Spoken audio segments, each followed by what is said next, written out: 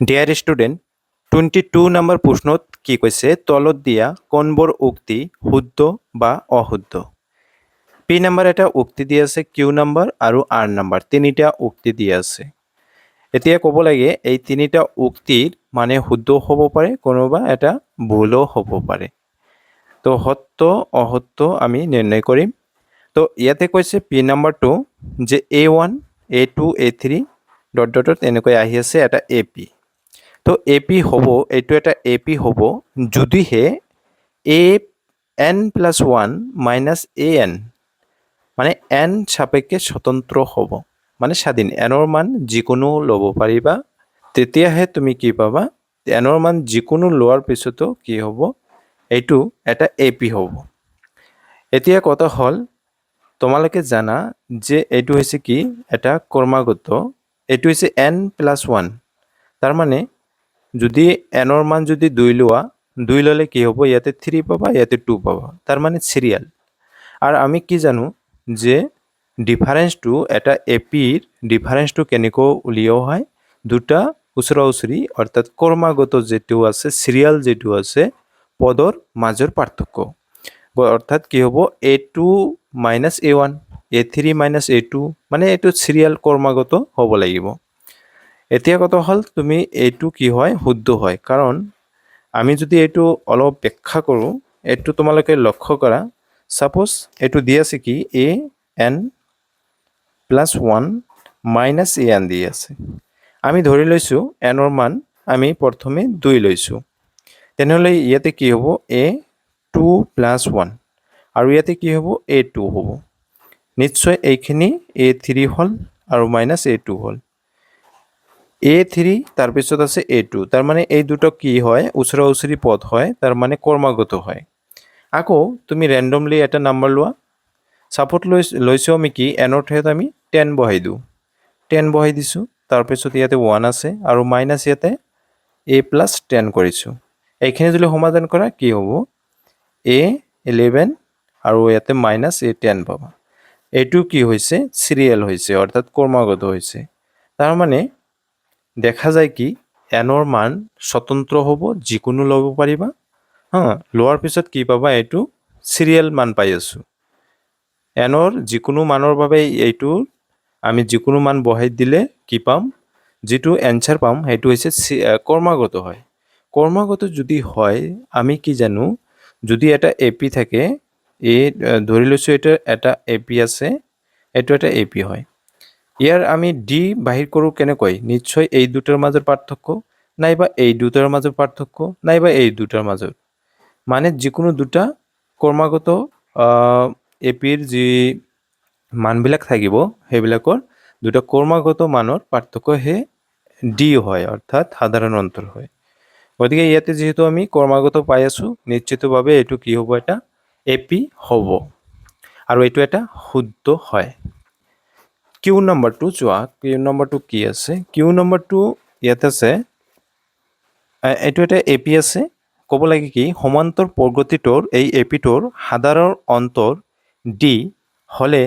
মানে আমি এইখিনি প্ৰুভ কৰিব লাগে কি প্ৰুভ কৰিব লাগে এইটো চোৱা এইটো কৈছে পি কিউ নম্বৰ 2 মানে এইটো এটা এপি দি আছে মাইনাস এ কিউ দি আছে equal to p minus q into d দি আছে এতিয়া কথা হল এইখিনি প্ৰুভ কৰিব লাগে যে ap minus aq equal to p minus q into d হ'ব হয় এইখিনি প্ৰুভ কৰিব লাগে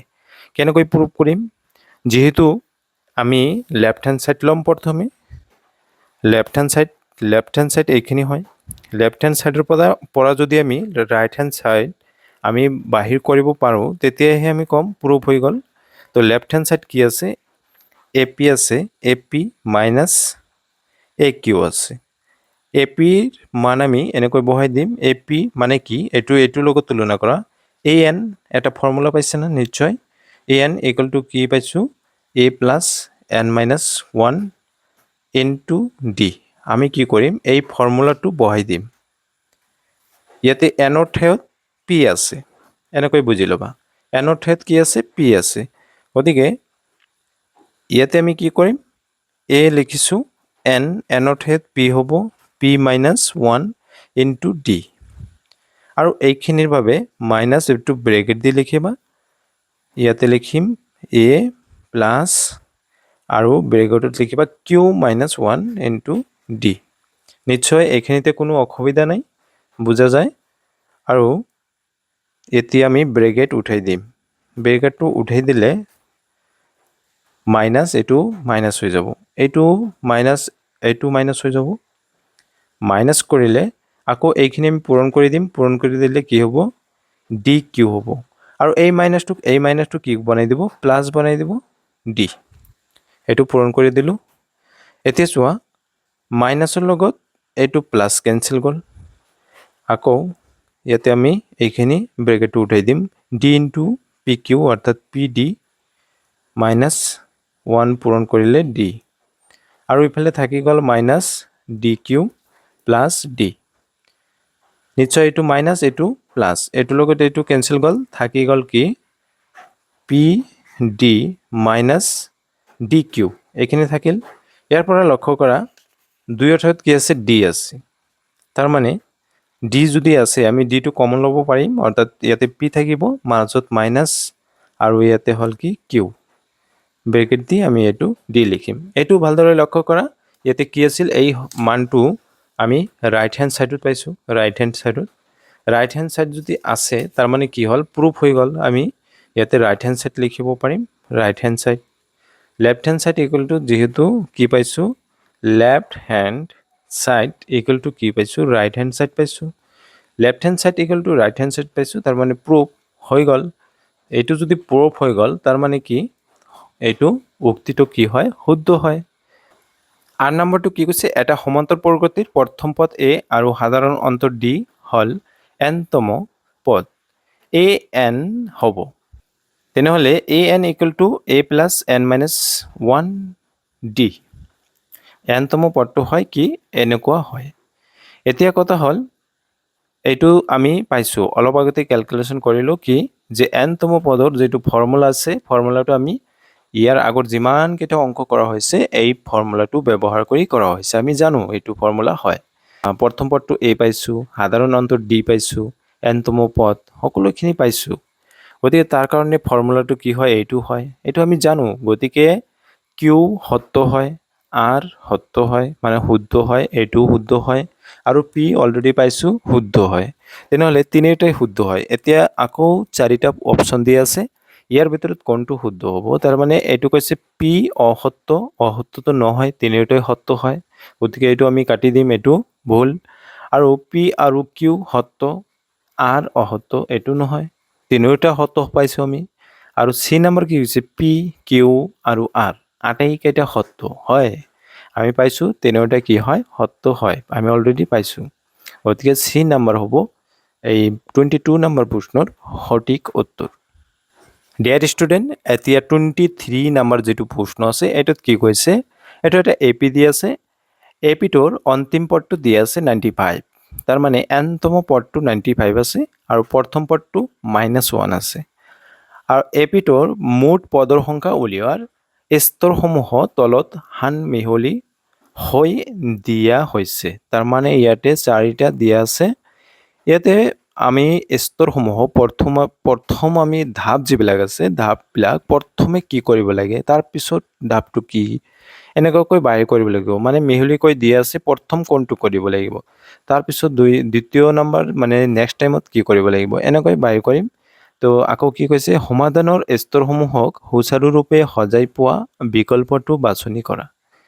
আকৌ দি আছে ইয়াত এই অপশ্যন কেইটাৰ পৰা আকৌ চিৰিয়েলকৈ সজাই আমি ক'ব লাগে মানে এইটো হ'ব পাৰে এইটো হ'ব পাৰে এইটো হ'ব পাৰে চাৰিটা দি আছে কোনটো শুদ্ধ হয় ক'ব লাগে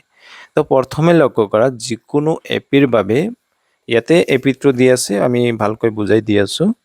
যে কি এইটো এপি দি আছে কি এপিটো -1 3 7 11 ... এনেকৈ আহি আছে 95 পাইছোঁ ইয়াতে নিশ্চয় আমি এৰ মান পাইছোঁ -1 আৰু ডিৰ মান 3 মাইনাছ কি কৰিম এইটো মাইনাছ প্লাছ হৈ যাব 4 পাইছোঁ ডিৰ মান পাইছোঁ 4 এৰ মান -1 আৰু অন্তিম পদটো এনৰ মানটো দিয়া আছে কিমান 95 দিয়া আছে। তো ইয়াৰ বাবে আমি যদি nতম পদটো বাহিৰ কৰিব বিচাৰোঁ, মানে কিমানটা পদ আছে এনৰ মান যদি বাহিৰ কৰিব বিচাৰোঁ, আমি নিশ্চয় কি কৰিম, এইটো ফৰ্মুলা ইউজ কৰিম an। নিশ্চয় an ইকুৱেল টু আমি প্ৰথমে লিখিম 95 দিয়া আছে, 95 লিখিম। পিছৰ কামখিনি আমি কি কৰিম, নিশ্চয় ইয়াতে কি কৰিম, ফৰ্মুলাটো লিখি দিম। তাৰ মানে এৰ মান, ফৰ্মুলাটো লিখাৰ আগে তুমি যদি জানা ডাইৰেক্ট মনে মনে লিখি দিবা, মানবিলাক পাই যাবা, ঠিক আছে। তো ডিৰ মান 95, তাৰ মানে এৰ মান পাইছোঁ -1, তাৰপিছত n-1 ডিৰ মান 4 ইকুৱেল টু 95। এইখিনি চোৱা, এইখিনি প্ৰথম ধাপ আছিল, ফাৰ্ষ্ট যিটো ধাপ আছিল এইটো হয়। তাৰপিছত আমি কি পালোঁ, এইটো পালোঁ। এইটো কেই নম্বৰত আছে, এইটো আছে 4 নম্বৰত। গতিকে প্ৰথম আহিব কি, প্ৰথম আহিছে 3 নম্বৰ, তাৰপিছত যিটো ধাপ হৈছে এইটো হৈছে 4 নম্বৰটো আহিছে, তাৰপিছতটো কি আহে ওলাও। তাৰপিছতটো নিশ্চয় চোৱা, এইটো -1 আৰু আমি কি কৰিম, এইখিনি আমি পূৰণ কৰি দিম, ঠিক আছে। 4 ইনটু n মানে 4n আৰু -4 ইনটু -1 মানে 4 ইকুৱেল টু 95। নিশ্চয় 1 নম্বৰৰ লগত মিলি গৈছে, গতিকে এইটো কি হ'ব, 1 নম্বৰ হ'ব। তাৰপিছত ধাপটোত কি হ'ব, এইটো আমি কেলকুলেশ্যন কৰি এনৰ মান বাহিৰ কৰি দিম। তাৰ মানে এইটো -1 -4 -5 হ'ব। গতিকে 4n ইকুৱেল টু কি পাম, 95। এইটো মাইনাছ আছিল, ইফালে গ'লে প্লাছ হৈ যাব, অৰ্থাৎ প্লাছ কি হ'ল, +5 হ'ল, +5 আৰু 4n ইকুৱেল টু 100। তেনেহ'লে n ইকুৱেল টু কি হ'ব, 100ক আমি 4 দি ডিভাইড কৰি দিম, তাৰ মানে 25 পাম। তাৰ মানে এনৰ মান পাইছোঁ, শেষৰ যিটো ধাপ আছে 25 পাইছোঁ। তাৰ মানে শেষৰ ধাপ যিটো আছে 25, তাৰ মানে 2 নম্বৰ। তাৰ নেক্সট যিটো ধাপ হ'ব এইটো হৈছে কি 2 নম্বৰ হয়। তাৰ মানে এনেকৈ প্ৰথম আহিব 3 নম্বৰ, তাৰপিছত 4, 1 আৰু 2, অৰ্থাৎ শুদ্ধ যিটো উত্তৰ হ'ব এইটো কোনটো হ'ব, শুদ্ধ উত্তৰ আমি ইয়াৰ পৰা দেখা পাই আছোঁ, শুদ্ধ এইটো হয়। তাৰ মানে 3 নম্বৰ, তাৰ 4 নম্বৰ, 1 নম্বৰ, তাৰপিছত হৈছে 2 নম্বৰ। এইটো হৈছে 23ৰ বাবে ৰাইট এনচাৰ।